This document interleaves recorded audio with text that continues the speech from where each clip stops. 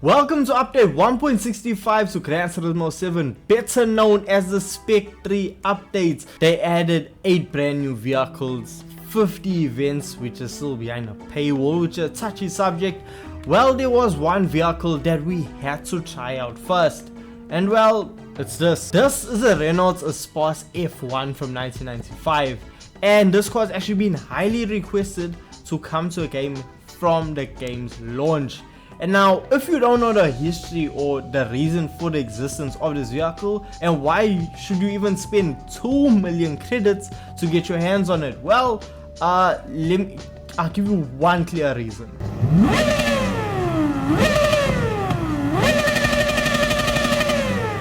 A backstory as to why this car even exists. Renault was absolutely dominating the F1 championship. Well, they were still producing your typical everyday cars, and the Espace was one of them. And well, to celebrate 10 years of the Renault Espace and also them winning the F1 championship, they decided, you know what, let's make something extremely special. So they took the engine from the F1 car that just won the championship and threw it into the back of, well, this minivan. Yes, they pulled the third row of seats out and put the F1 engine in its place. And well, it didn't stop there, because obviously they had to do some modifications to the body. And well, what they came up with was a mostly carbon fiber and aluminum body, and with that it only weighs 1,300 kg. So this vehicle is extremely lightweight, and with it having an F1 engine in it, it revs to the moon and produces 799 brake horsepower. So you can understand why people would really want this car to be added to the game, because it is truly something special, unique, quirky, and look, it's actually a returning vehicle to the Gran Turismo franchise. So yeah, people always want cars back. And just the interior cam sounds absolutely incredible.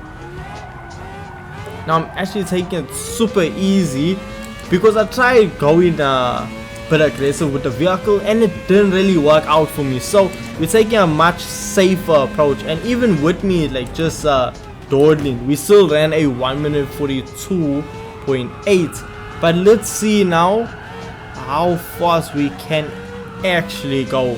So now we just ran a lap time of a 1 minute 34.7, and yeah, this car is not the easiest thing to drive at all.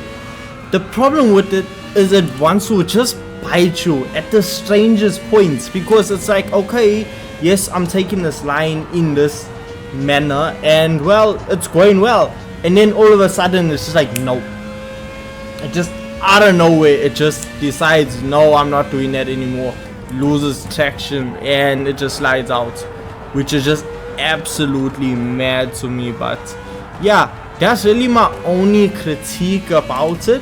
And well, we just need to put it on racing soft tires to really experience as much grip as possible, because I think even with simply doing that, we should be able to cut a bit of time of our lap.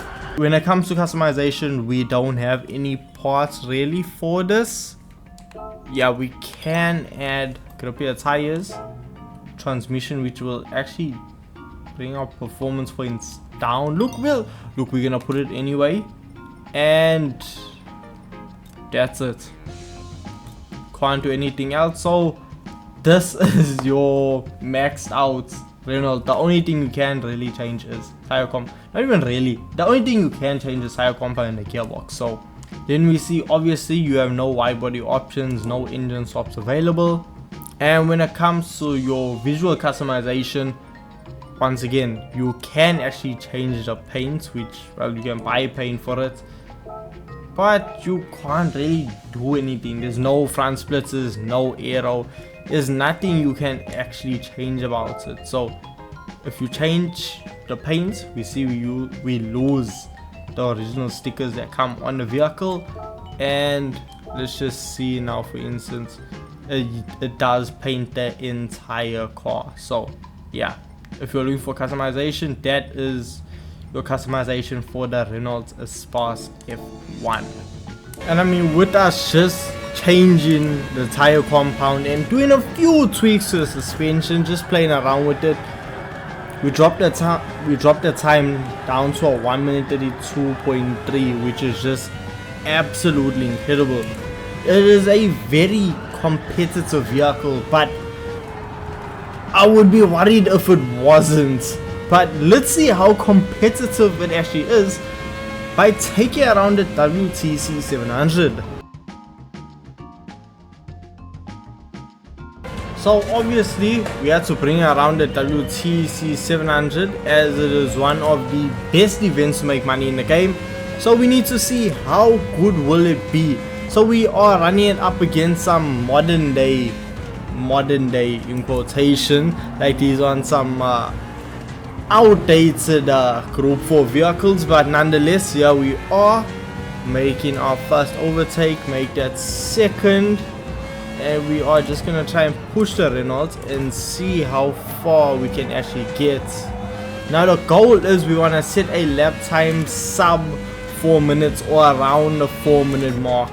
Anything faster than a 4:10 actually, because as long as it's faster than a 4:10 we will have this event in the bag.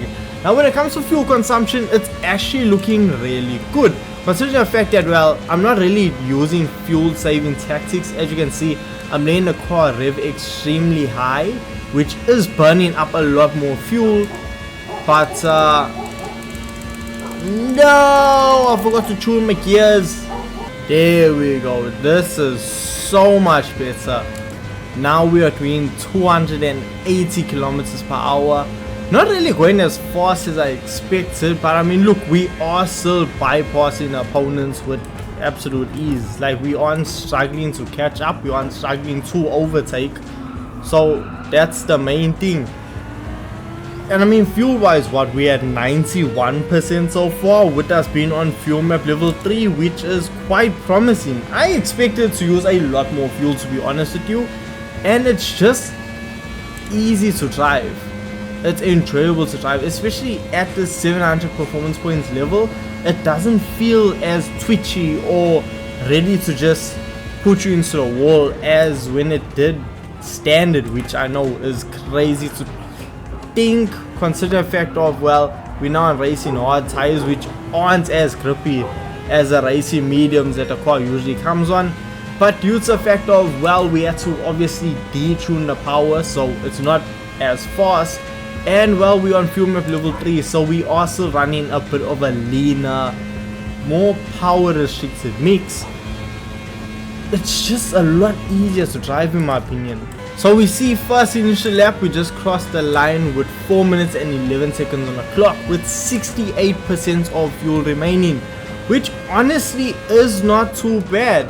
It means we will be able to complete 3 laps, and with that time, it means that we will absolutely just smash this event with ease. There should be no real issue or hiccups that we'll run into, because the car is fast enough and it does have the right amounts of fuel consumption that it will make it a very viable option when it comes to money grinding. So look, that right there just seals the deal. If you didn't want to or didn't really see the need to pick up the Renault Espace F1, well, here you have it, because it is another vehicle you can use for money grinding in Gran Turismo 7.